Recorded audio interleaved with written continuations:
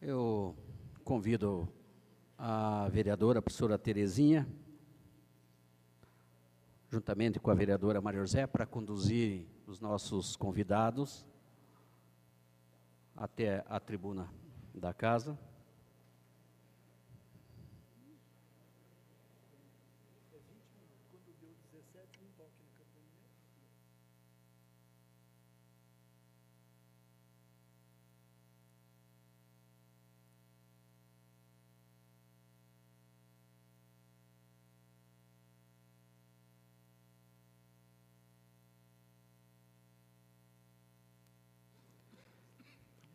Eu já, de imediato, já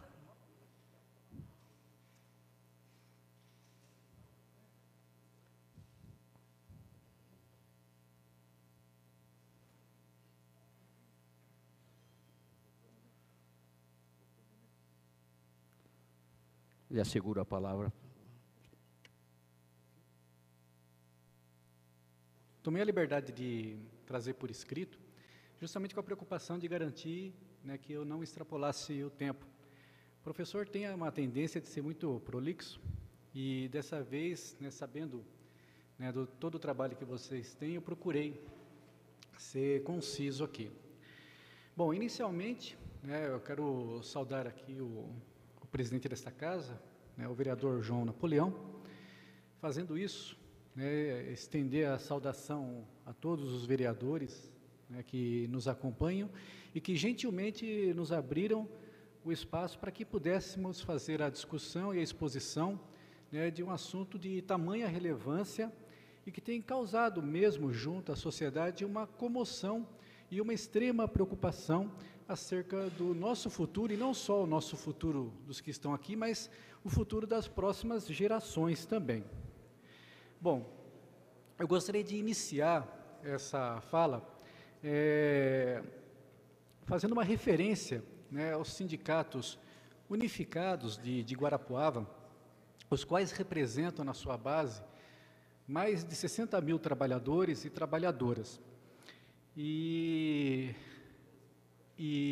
nesse sentido, eu cito aqui como membros do grupo que vem trabalhando conjuntamente nessa discussão, o Sintracosul, que é o Sindicato dos Trabalhadores em Cooperativas da região sul do Paraná, a APP Sindicato, o CISPEMUG, Sindicato dos Servidores, Funcionários Públicos e Professores Municipais de Guarapuava, o Sinditeste, que é o Sindicato dos Trabalhadores em Educação das Instituições de Ensino Superior do Estado do Paraná, que tem a base aqui na nossa universidade, a UTF-PR, o Sindut-FPR, que é o Sindicato dos Docentes da Universidade Tecnológica Federal do Paraná, a do Unicentro, que é o Sindicato dos Docentes da Unicentro, o Sindicato dos Trabalhadores nas Indústrias Metalúrgicas, Mecânicas e de Material Elétrico de Guarapuava, o Sindicato dos Empregados no Comércio de Guarapuava, Sintrar, Sindicato Profissional dos Trabalhadores em Transportes Rodoviários de Guarapuava, o Sindicato dos Bancários de Guarapuava e Região, Sindipel, Sindicato dos Trabalhadores nas Indústrias de Papel, Sintesul, Sindicato dos Trabalhadores da Unicentro, o Sindisaúde, Paraná, o CIEMACO, Sindicato dos Trabalhadores em Empresas de Asseio e Conservação. Espero não ter esquecido de mencionar nenhum, senão eu gostaria de ser corrigido, sim? O Sindicato da Construção Civil, me perdoe.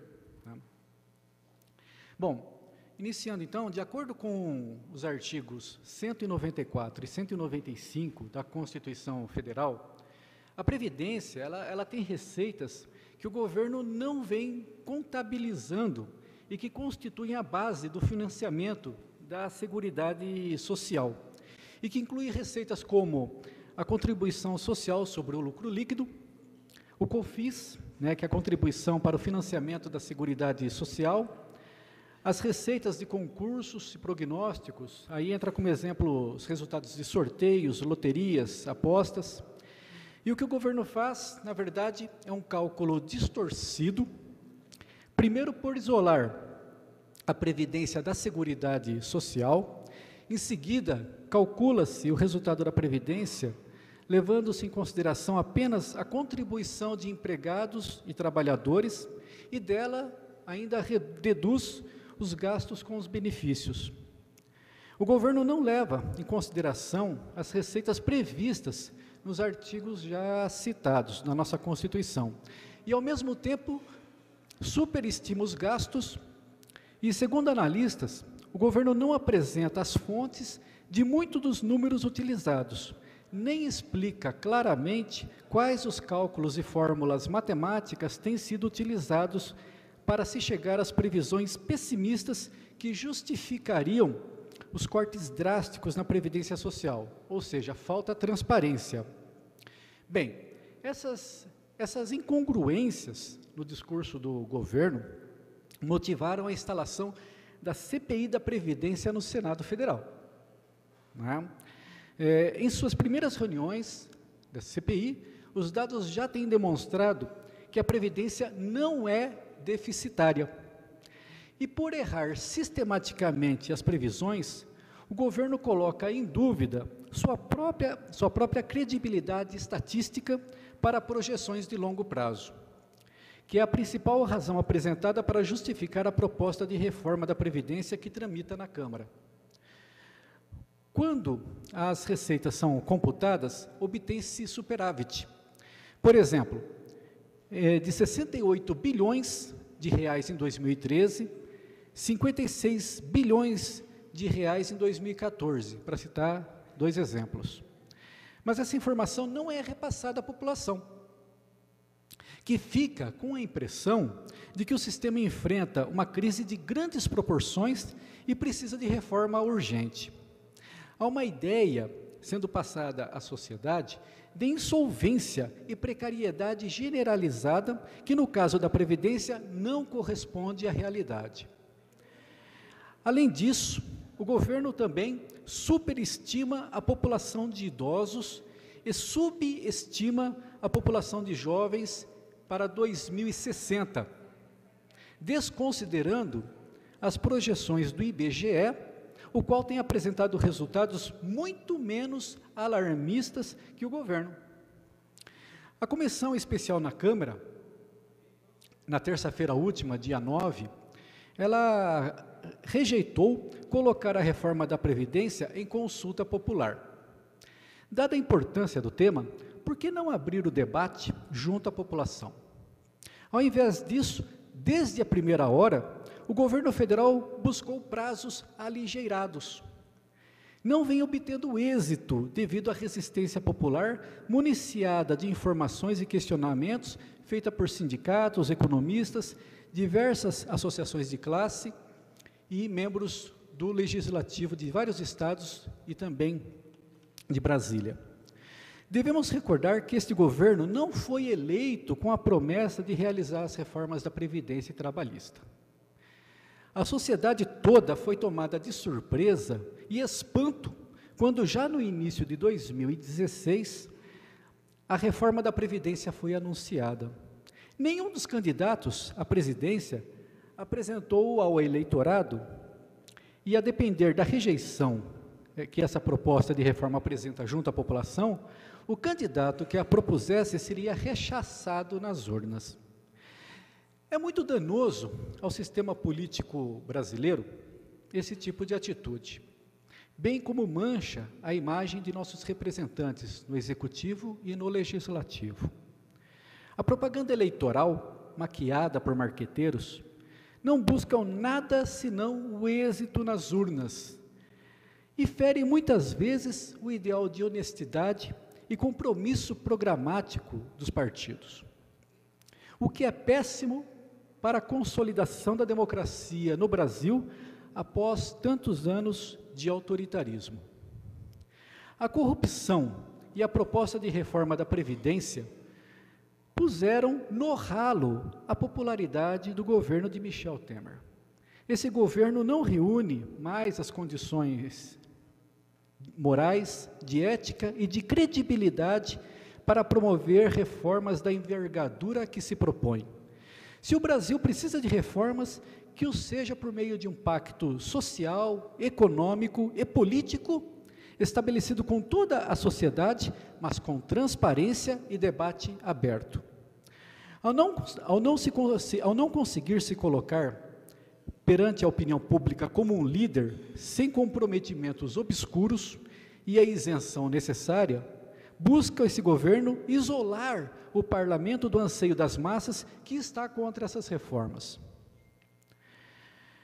Tem-se que considerar que, nos 70% dos municípios mais pobres, a receita da Previdência Rural representa, em média, 17% do seu PIB. Eles têm as suas economias dinamizadas por essas receitas. O próprio orçamento público municipal depende da Previdência. Fica a pergunta, qual o impacto disso na nossa região? Sabemos que Guarapuava é um polo de desenvolvimento, mas está inserido no centro da região sul do Paraná e que é apontada pelo IBGE como a região de menor IDH do estado. Temos muitos municípios pobres e que dependem muito, desse tipo de receita. Qual seria efetivamente o impacto da nossa região? E como estabelecer uma idade mínima de 65 anos para aposentadoria em um país onde um trabalhador com mais de 40 anos é considerado velho? A idade mínima que o governo quer instituir é para as aposentadorias por tempo de contribuição, hoje de 30 anos para mulheres e de 35 para homens, que representam 29% das concessões. Ocorre que estes normalmente começaram a trabalhar cedo, sacrificaram seus estudos, ganham menos, têm saúde mais precária e vivem menos. Essas pessoas ainda formam dois grupos: os que se aposentam precocemente, mas acabam voltando a trabalhar e a contribuir para com o INSS, e portanto não são um peso para a União. Outros que se aposentam mais cedo, ou fazem compulsoriamente, porque não conseguem manter seus empregos, na maioria das vezes por defasagem entre os avanços tecnológicos e sua formação ultrapassada, ou pelo aparecimento de doenças crônicas que certos ofícios ocasionam. Estes já são punidos pelo fator previdenciário, ora em vigor, que reduz o valor do benefício. Tratar a todos como se o mercado de trabalho fosse homogêneo, ao criar uma idade mínima, é injusto e cruel, principalmente numa economia em recessão. As renúncias fiscais tiraram da Previdência cerca de 56 bilhões em 2016, valor equivalente a mais de 1/3 do dito déficit do INSS, estimado em 145 bilhões pelo governo. Uma das principais é a desoneração da folha de pagamentos, que foi criada em 2012, e mesmo tendo sido revisada em 2015, custará quase 16 bilhões neste ano, segundo os cálculos da Receita Federal. Então, revisão das desonerações, combate à sonegação e um esforço na cobrança de dívidas estão entre as medidas que acrescentariam dezenas de bilhões de reais à receita anual do INSS. Segundo as centrais sindicais, consultores legislativos, especialistas em direito previdenciário e economistas. Há teses de doutorado mostrando que a Previdência Social no Brasil é superavitária. Entendemos que é necessário o fim da desvinculação das receitas da União, a DRU, dispositivo que permite ao governo usar onde quiser 20% das receitas da Seguridade Social. Só isso representaria um impacto positivo de 61 bilhões ao ano. Agilizar a cobrança dos devedores da Previdência, que estão entre os maiores empresários do país, e se é necessária uma reforma, por que não começar por aquilo que é devido, antes de pretender sacrificar todo um povo e as gerações de brasileiros que virão? Adaptando a frase de Darcy Ribeiro, pode-se dizer que a crise da Previdência no Brasil não é uma crise, é um projeto. E o motivo real parece ser a sua privatização. É fazer com que os brasileiros, desanimados com o tempo de contribuição 10 anos mais elevado, e com a idade de 65 anos para obter apenas 76% do benefício, desistam da Previdência Pública e se encaminhem para um plano privado. Entretanto, em matéria publicada no jornal Folha de São Paulo na semana passada, aqueles que desejarem investir em fundos de pensão, que possam fazer crescer a sua poupança e garantir uma renda maior na aposentadoria, já têm experimentado hoje frustração quanto ao retorno.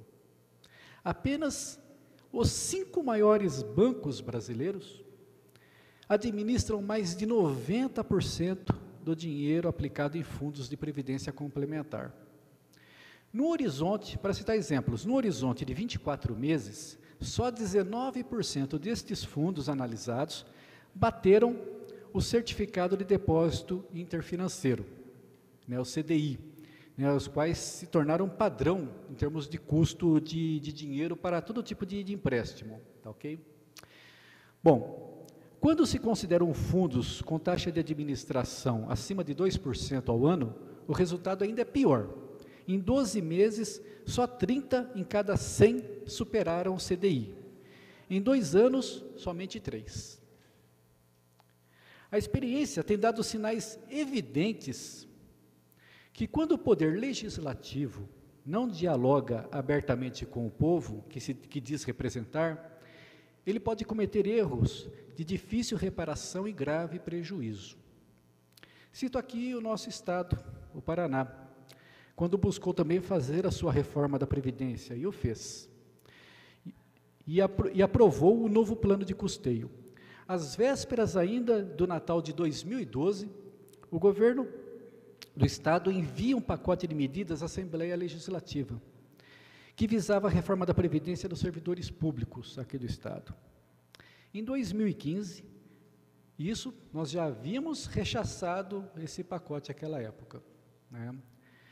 Em 2015, justamente para voltar atrás na aprovação daquele plano de custeio, que se mostrou um desastre, foi suscitada nova tentativa de reforma.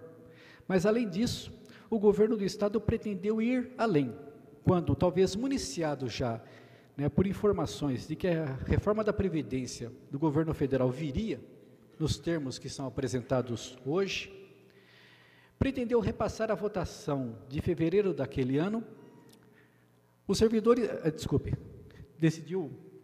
pretendeu repassar já na votação de fevereiro daquele ano, quando houve a ocupação do plenário da Assembleia Legislativa.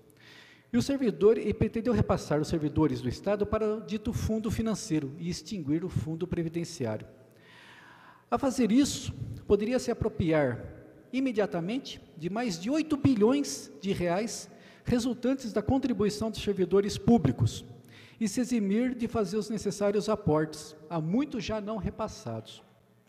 Houvesse logrado êxito, ainda hoje poderia colocar todo o conjunto do funcionalismo público nas mãos dos 5 maiores bancos do Brasil, através de um fundo de pensão. Quando o Legislativo não dialoga com o povo, esse se sente na necessidade de retomar o parlamento a voz do povo. E a ocupação representou um ato de desespero, em 10 de fevereiro de 2015. Desespero esse que teve seu ápice em 29 de abril, dia trágico para a memória do povo do Paraná. Mas, mais uma vez, a verdade se revelou ao lado do povo, pois em matéria na Gazeta do Povo do dia...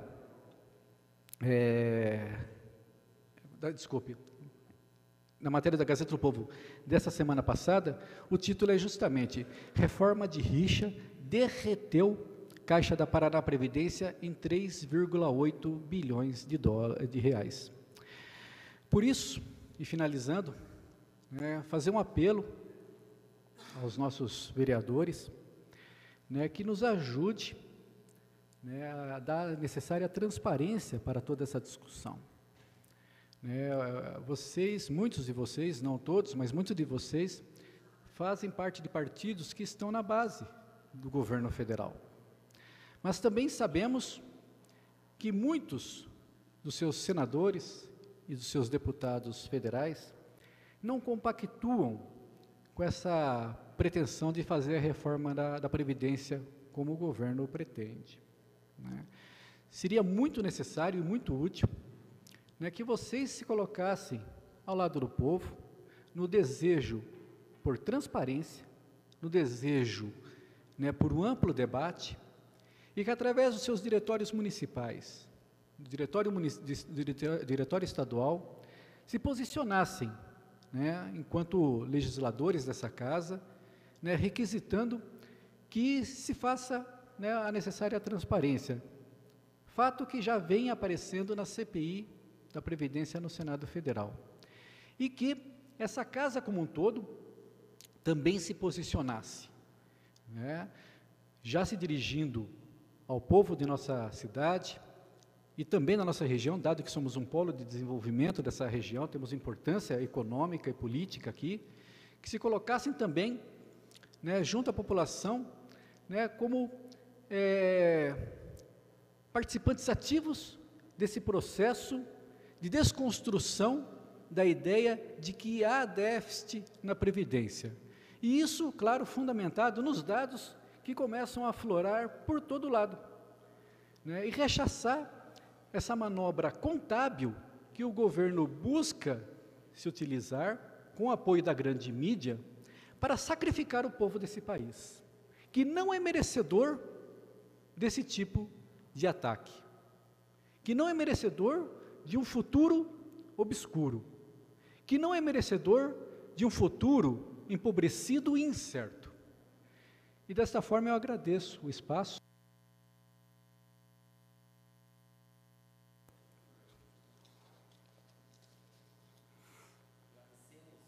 Agradecemos as palavras do professor Deni William, da ADO Unicentro. O espaço fica aberto agora a perguntas dos colegas vereadores. Vereador,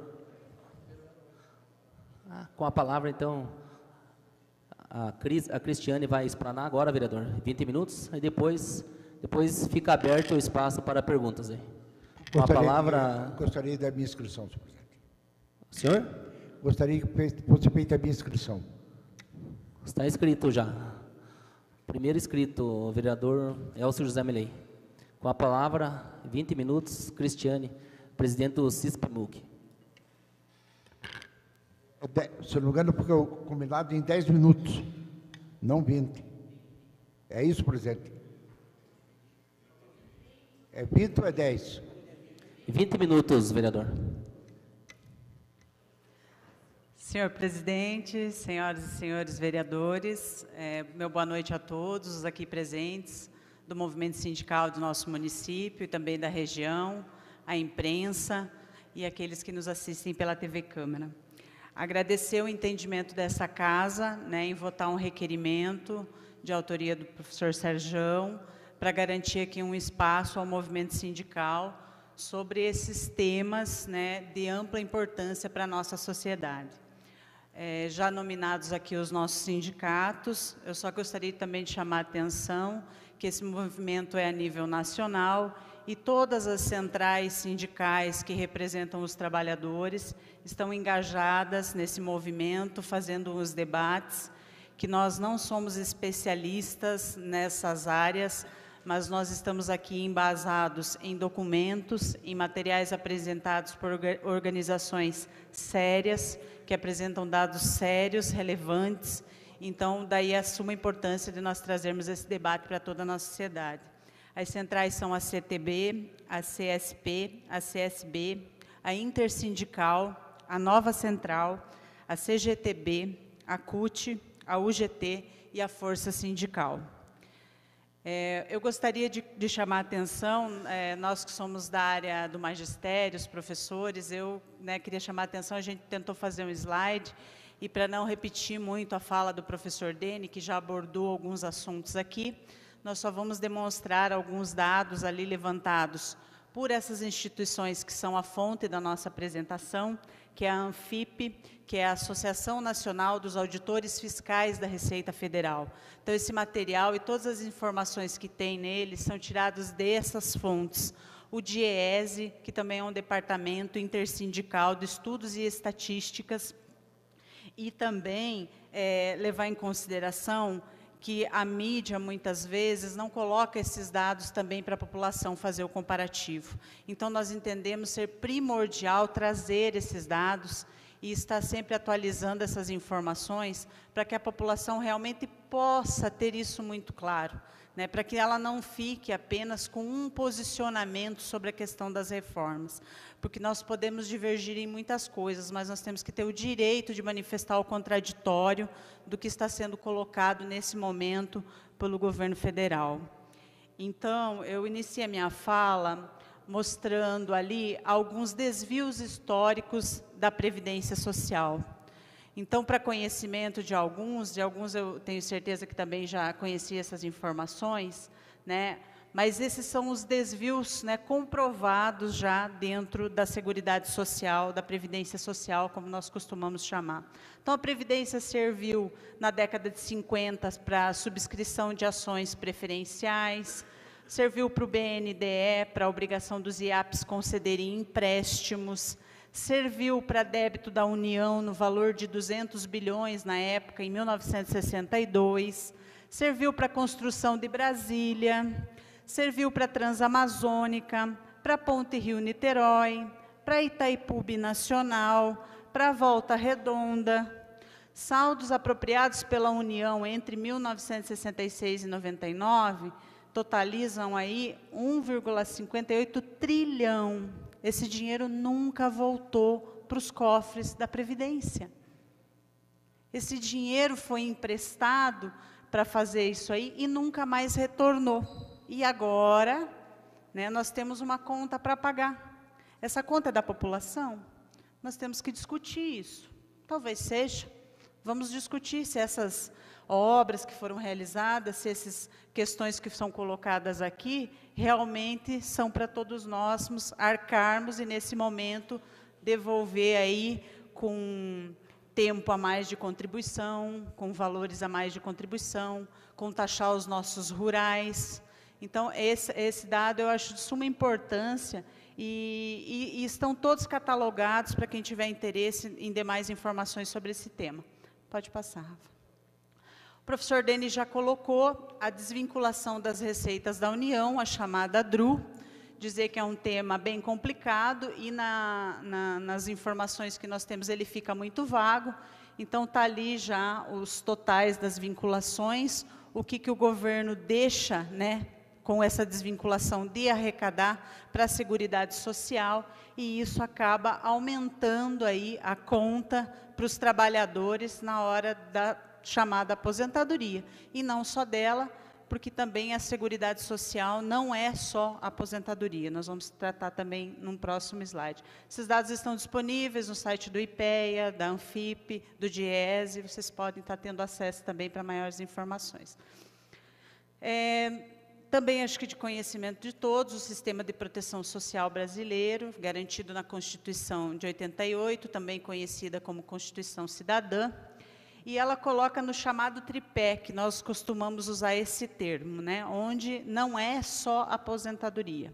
Está lá a saúde, que é um direito de todos e todas, no seu artigo 196 da Constituição. Está lá a assistência, que é a quem precisa, e daí nós estamos falando aqui dos BCPs, da atenção ao idoso, das pessoas que não têm condição, não possuem renda e precisam, né, da parte do governo fazendo essa parte de assistência. Então, está lá também garantido no artigo 203 e 204 da nossa Constituição. E a Previdência, que é de caráter contributivo. Para os trabalhadores terem direito à aposentadoria, nós precisamos contribuir e a parte patronal também precisa contribuir. O que nós vemos acontecer aí ao longo dos tempos é que o governo não vem fazendo o aporte da sua parte nessa conta. Aí os trabalhadores contribuem e o governo deixa de contribuir. Aí a conta não vai fechar. Eu queria chamar a atenção aqui, o professor Denis lembrou do fato da Previdência Estadual, e eu gostaria de chamar a atenção, eu sou servidora pública municipal, para a Previdência Pública Municipal de Guarapuava. Todo início de ano, o chefe do Poder Executivo vem aqui nessa casa e relata, né, como funciona a Previdência Municipal, que é o maior fundo aplicado no município de Guarapuava. Nós temos uma Previdência Municipal dos Servidores superavitária, que está garantida até o ano de 2043, onde todo ano é feito o cálculo atuarial, repassado aos representantes dos trabalhadores, aos representantes do Executivo, e os ajustes são tomados ponderadamente ano a ano, sem eu precisar taxar somente o trabalhador e dizer para ele que agora é ele que tem que pagar a conta. Então, o que talvez se precise no termo da Previdência, que atende a maioria dos nossos trabalhadores, do chamado INSS, é justamente abrir esse debate. Porque alguém não está contribuindo. Alguma parte da receita da Seguridade não está indo para onde deveria. E daí nós temos agora esse problema pautado pela nossa sociedade, onde deixamos alguns trabalhadores, inclusive, assustados, se vão perder as suas aposentadorias. Como que isso vai funcionar daqui para frente, sem todas as informações. Então, eu sei que muitas vezes a gente se pauta por informações trazidas pela Gazeta do Povo, pela revista Veja. A nossa preocupação é que muitas vezes esses órgãos não colocam o outro lado da questão, só colocam um ponto de vista dentro de um grupo de economistas. Então, nós entendemos, e é isso que acho que está sendo dado aqui, é o direito da manifestação do contraditório, de dizer que também tem estudos, números e dados com economistas, com juristas, que são capazes de esmiuçar a questão da Seguridade Social e comprovar, como disse o professor Dene, que ela não é deficitária, ela é superavitária. O que está acontecendo é que alguém não está contribuindo como deveria. Então, nós temos que atacar o problema. Se tem fraude, nós temos que atacar a fraude. Agora, nós pegamos todos esses problemas que vêm desde a década de 60 e jogamos a conta para o nosso trabalhador, para o trabalhador rural, que nós sabemos muito bem que em período de estiagem, como que fica a safra desses trabalhadores, e agora nós queremos taxá-los eles mês a mês, que é quem põe comida na nossa mesa. O que vai acontecer se esses trabalhadores não conseguirem contribuir mensalmente? Vão fazer um êxodo de novo? Vão sair do campo e vir para a cidade? E quem vai produzir? Só o agronegócio? É suficiente? Nós estamos colocando essas questões aqui, porque para nós isso faz parte do tema. Os 7 pontos da reforma. O governo fala na questão da demografia e da idade das aposentadorias. Ele alega que aumentou a expectativa de vida, isso é verdade, e que então precisa aumentar a questão da idade para a aposentadoria. O nosso país, como todos já sabem, é imenso. Então, não dá para nós compararmos a idade de aposentadoria de quem mora em Santa Catarina, que tem a maior idade para se aposentar, com o pessoal do Piauí. São idades totalmente diferentes, a expectativa de vida entre esses dois extremos são totalmente diferentes. Enquanto a expectativa de vida passa dos 74 anos, no outro, não passa dos 56. Então, dizer que essas duas pessoas têm que ser igual, aí eu não estou dando a palavra equidade, que deveria dar as mesmas condições para que todos possam chegar a famosa aposentadoria. Então, a gente chama atenção para isso também, o nosso país é imenso e nós temos que levar isso em consideração na hora de fazer uma reforma. O financiamento da Previdência Social, as receitas, as renúncias e as recuperações de crédito, também o professor Denis explanou. São essas questões da desvinculação de receitas, é o problema de nós não cobrarmos as dívidas de quem não contribui com a sua parte. Então, esses problemas precisam ser atacados, não simplesmente eu dizer que a conta agora aumentou e todo mundo paga um pedágio e contribua mais. Diferença das regras entre homens e mulheres. Dizer para vocês que nós também aprendemos, né, no movimento sindical. Dizer que a diferença entre homens e mulheres, quando foi criada lá atrás, foi pautada em estudos, porque é comprovado que as mulheres trabalham mais que os homens. Ou alguém ainda tem dúvida disso? Que além da sua jornada laboral, ao chegar em casa, ela desempenha também atividades de trabalho. E quando foi feita a regra, onde foi diminuído o tempo das mulheres, foi levado isso em consideração. As horas a mais que as mulheres trabalham com os afazeres do lar, cuidando dos filhos, foi levado em consideração para ela ter o seu tempo reduzido. Foi isso que foi colocado na época, não foi nenhuma mágica. Então, a gente precisa pensar também nessas questões. As mulheres são quem geram as próximas gerações. Somos nós que carregamos o filho no ventre. E a taxa de natalidade vem muitas vezes baixando porque eu também não faço debate de gênero. Ele é necessário. Nós precisamos contribuir para que a nossa sociedade se paute dentro dos reais princípios de democracia. As pensões por morte. Isso já foi tema, já há 2 anos, da medida provisória 664 e 665, depois editadas como lei federal, que falam das pensões por morte. Não sei também se é de conhecimento de todos. O tema que levou o debate surgiu do nosso município, onde o acúmulo de pensões, se ele era legal ou não. Nós tivemos um caso em Guarapuava, isso virou tema no judiciário, foi parar no STF, e daí vieram as reformas das medidas provisórias devido à pensão por morte. Então, hoje, o que já é aplicado é uma partilha já, entre a parte das pensões. E agora vem na reforma também a questão do acúmulo, que ora não pode acumular, ora limita 2 salários mínimos. A Previdência Rural, financiamento e regras de acesso, também já fiz uma colocação aqui. São as agriculturas familiares, são os produtores rurais que colocam comidas na nossa mesa. Há um risco muito grande dessa população começar a se evadir do campo, vir para as cidades, e daí nós sabemos que não há ainda uma política específica pública para estar aportando essa população que venha do campo. E daí nós vamos estar criando o quê nas nossas cidades? Como que nós vamos estar atendendo essa população que vai estar chegando do campo? Nós temos mecanismos para fazer isso? Então, nós entendemos que a questão do rural também é primordial se levar em consideração e saber que, se ele não tem como contribuir mês a mês, precisa retomar a questão da nota do produtor rural. Então, alguns aí, provavelmente, nós que moramos numa região do campo, tem muitos familiares que vieram do campo, que produzem, sabe como que isso funciona, e esse debate precisa ser aprofundado, e principalmente com os trabalhadores que são do campo. Os regimes próprios de previdência, já citei, né, porque às vezes a gente só se pega aos maus exemplos de previdências quebradas, citamos o Rio Grande do Sul, que tem problemas, citamos o Rio de Janeiro, e aonde as contas estão em dia? E onde está em ordem? E onde houve uma preocupação dos trabalhadores em acompanhar as suas previdências? E eu cito muito tranquila isso, porque eu faço parte do Conselho de Previdência Municipal. Todo mês eu acompanho o saldo da conta da nossa Previdência. Isso é fruto dos trabalhadores desta casa, que também fazem parte lá. Então, é uma coisa muito séria para nós. E daqui 6 meses, essas mesmas regras vão ser editadas aqui. Vão ter que passar por essa casa. E nós, trabalhadores que cuidamos tão bem, então, da nossa Previdência, vamos ter que adequar as novas regras.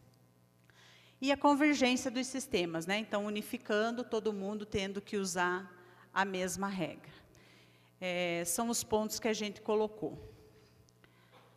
Aí eu coloquei mais um slide para fechar essa parte das aposentadorias, que são os comparativos do início do mercado de trabalho versus aposentados, que o governo também usa muito, e vários materiais que surgiram na imprensa falam que nos países da Europa já é assim, já se aposenta aos 65 anos. Então, nós, né, também temos que ser igual à Europa. Na Europa, os jovens entram no mercado de trabalho, em média, aos 22 anos de idade. No Brasil, aos 16. Só aí nós já temos uma diferença de 6 anos de idade. Então, isso também precisa ser chamado a atenção. Mais de 60% das aposentadorias, hoje vinculadas ao INSS, são por idade.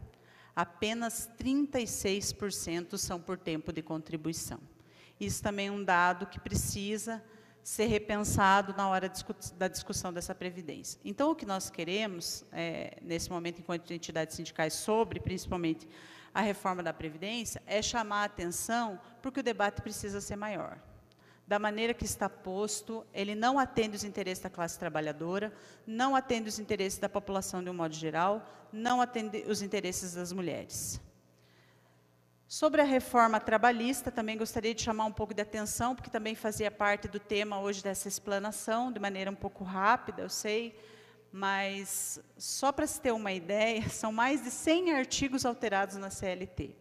Nem nós tivemos tempo de esmiuçar realmente todos esses pontos. Mas um dos principais pontos da reforma abre a possibilidade para que negociações entre trabalhadores e empresas se sobreponham à legislação trabalhista. É o chamado acordado sobre o legislado. Poderão ser negociados a revelia da lei o parcelamento de férias, a jornada de trabalho, a redução de salário e o banco de horas. E isso para nós é muito danoso. A versão final apresentada pelo deputado Rogério Marinho criou duas modalidades de contratação. O trabalho intermitente, onde o trabalhador pode ser chamado a qualquer momento, ele vai ser firmado um contrato, e a empresa vai decidir a hora que chama, quando chama e por quanto tempo chama. E se ele não atender, ele pode ainda sofrer uma multa. E por jornada ou por hora de serviço de teletrabalho, regulamentado também o chamado home office, né, que era um pedido de algumas empresas. Mas vamos discutir mais, isso simplesmente foi colocado na reforma. A CLT em vigor considera trabalho em regime de tempo parcial aquele cuja duração não passe de 25 horas semanais. Pela legislação atual, é proibida a realização de hora extra no regime parcial. O novo parecer do relator aumenta para 30 horas semanais, sem a possibilidade suplementar por semana. Também passa a considerar o trabalho em regime parcial, aquele que não passar de 26 horas, com a possibilidade de 6 horas extras semanais. Pode passar. Dificulta as ações trabalhistas e enfraquece a justiça do trabalho. O projeto dificulta que trabalhadores possam ingressar com ações judiciais. Pelo texto, se o empregado assinar a rescisão contratual, ficará impedido de questioná-lo posteriormente. Também limita em 8 anos o prazo da tramitação processual. Se até lá a ação não tiver sido concluída, será extinta. E se ele perder no decorrer do caminho, ele terá que pagar todas as custas da empresa. Demissão em comum acordo. O texto inclui a possibilidade de demissão em comum acordo entre o empregado e o empregador. Nessa modalidade, o empregador pode pagar metade do aviso prévio. O trabalhador também poderá movimentar 80% do FGTS, mas não terá direito mais ao seguro-desemprego. Gestantes poderão trabalhar em ambientes considerados insalubres, como hospitais, desde que apresentem atestado médico comprovando que não há risco para ela ou para o feto. E a terceirização. Em 2013, uma pesquisa realizada pelo DIEESE apontou que trabalhadores terceirizados recebiam, em média, 24,7% a menos que os contratados em regime CLT e trabalhavam 3 horas a mais. O Ministério Público do Trabalho também advertiu que a terceirização do setor público abre caminho para o retorno do nepotismo em órgãos de governo, apontando que parentes ou apadrinhados de políticos poderão usar a lei como brecha. Reformar para quem?